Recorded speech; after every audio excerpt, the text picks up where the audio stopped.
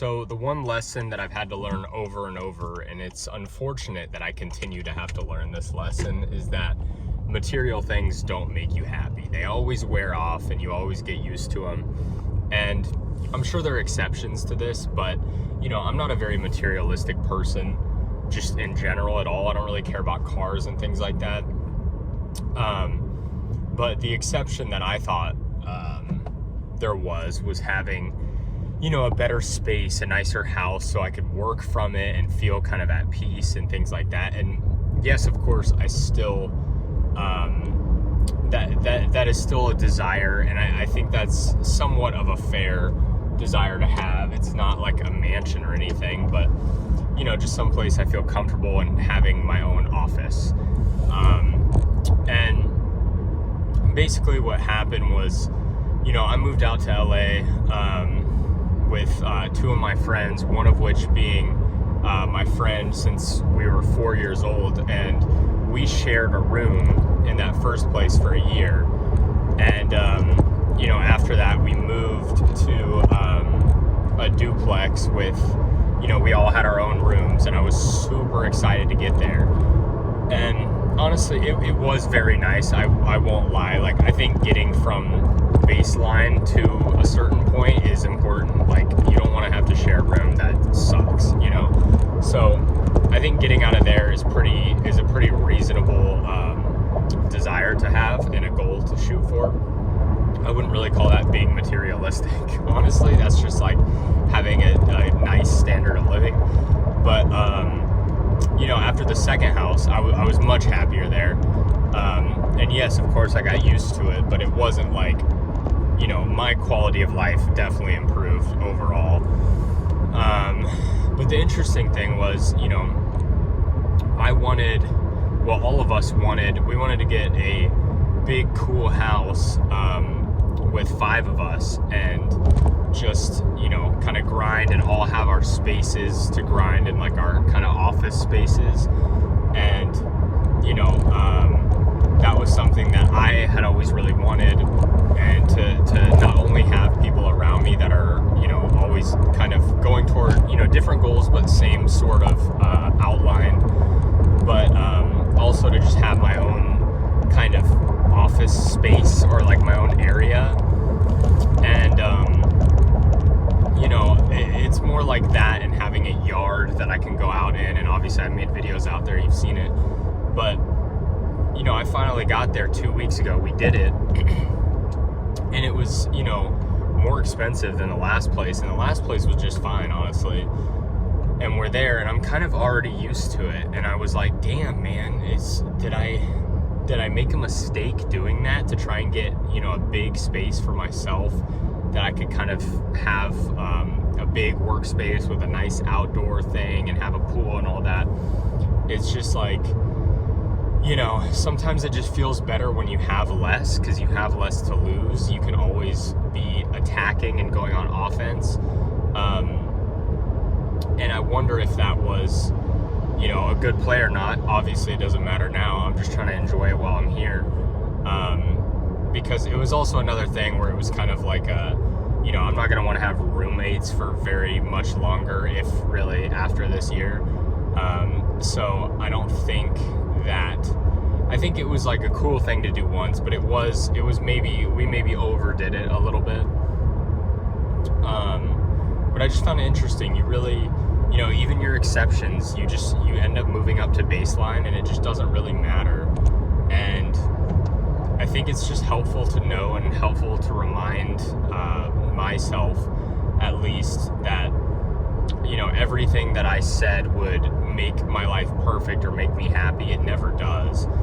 And I've learned to really enjoy the process, and that's really hard. I'm still working on it, but that is something that I'm always actively trying to get better about, because the destination never really matters. And I've been in positions where I was making good money for a little bit, and even that, once you get to a point of not having to stress a ton about it, it's kind of all the same then after. Because for me, if I'm making let's say 3K a month versus 10K a month, it's pretty much the same, and it doesn't sound like it would be. And yes, you have a little more cushion, you can relax a little bit more, and obviously change those numbers dependent on, you know, how much you need. Obviously, if you have a family, you need more than 3K, but it also depends on area. But you get the gist here. So, you know, I went from 3 to 10K, and I didn't feel a month, and I didn't feel any real difference, honestly, except for a little more relief and comfort.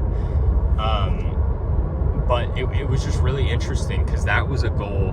I mean, shit, when I moved out, my goal was 3K a month on my own stuff. And I was like, I will be happy if I make 3K a month doing my own thing, because that's all I need to live. I did all the math, and 3K was more than probably what I needed.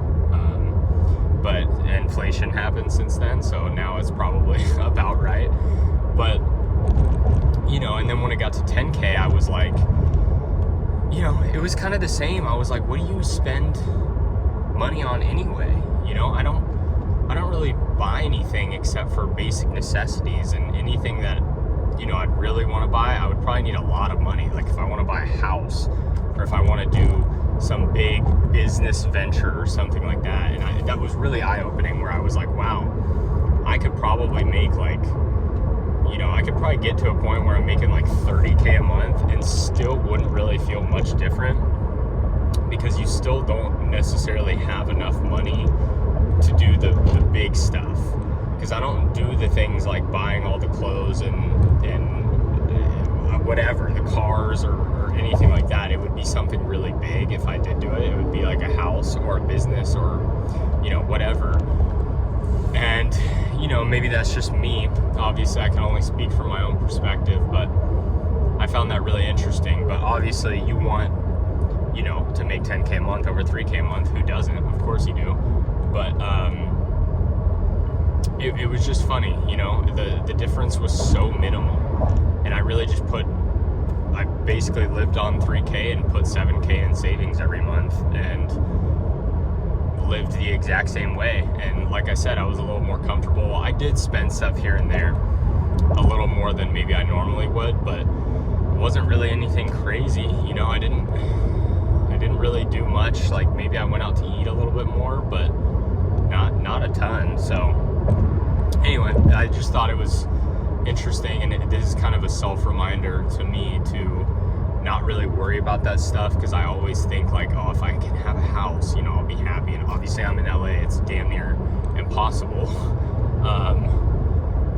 Or you know, I think it's possible, but it's just probably not worth it. That's a better way of saying it, because you know, $1 million will get you a closet here. So you know, it's just a good reminder to not get hung up on that stuff, find a way to enjoy the process, and also be ready to just put away the extra money for a little bit. You know, a lot of people get really excited and they start spending, but for me, I'm such a like it's not that I worry, but it's more like I just kind of know how things go. They have ups and downs, and I get so worried that I'll have a long, you know, spiral for a little bit, and I want to save as much as I can. And you know, I've had to use a little bit of it here and there, but I really try to not touch any of that savings money, even though like sometimes just general living stuff I'll need to do it if I have to get my car fixed. It's a good reminder that I think helps you slow down, and it also helps you pick something that is actually right for you and something that you actually like doing, as opposed to just trying to make money. And I totally get it if you just need some money fast, or you just need money. There are times, and I've done that obviously, when I did just kind of short-sighted business things, because I was like, I just need some fucking money like now. And it was totally fine. It worked out for me, you know. I was able to save some money. So like, I'm not opposed to that at all. But I think, you know, if you're at a job where you're able to live like baseline and not have any issues, there's no need to do any short-sighted, you know, business stuff. Just take your time and, take your time in the macro, but you know, don't feel like you need to rush something that you don't really want to do, or try to hop on the trends or hurry to make money. Like, you know, plan it for a 5-year, 10-year time horizon. And that's kind of what I'm doing with this channel. I don't really expect any crazy growth. Yeah, I think it's just interesting, you know. And it's a good reminder for sure to, you know, find something you like, don't worry about it, and you know, you'll make it work.